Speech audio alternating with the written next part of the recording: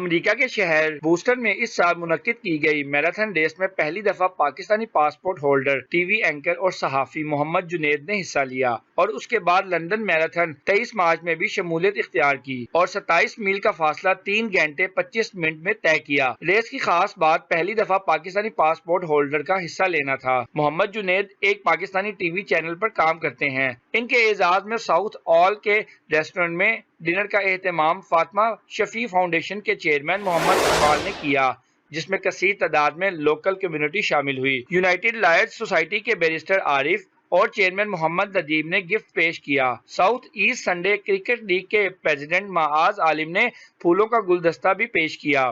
Fatima Shafi foundation کے chairman اور Pak media cricket club کے مینیجنگ ڈائریکٹر جاوید بٹ نے 1000 پاؤنڈ کا چیک پیش کیا اور پاک میڈیا کے کپتان رانا بابر اور چیئرمین محمد اقبال نے محمد جنید کو اس موقع پر میڈل پہنایا۔ اس موقع پر محمد جنید نے Fatima Shafi foundation, south east Sunday cricket league اور لوکل کمیونٹی کا شکریہ ادا کرتے ہوئے اپنے خیالات کا اظہار کیا۔ میں محمد جنید ہوں، پاکستان سے میں میراتھنز کے لیے UK اور US گیا۔ بوسٹن میراتھن بھاگنے میں اعزاز حاصل ہوا کہ میں پہلا پاکستانی تھا جو صرف پاکستانی پاسپورٹ ہولڈر ہے اور امریکہ میں بوسٹن میراتھن مکمل کرنے میں کامیاب ہوا۔ اس میں بلا شبہ پاکستانی امریکن کمیونٹی اور پاکستانی برٹش کمیونٹی کے بغیر ممکن نہیں تھا۔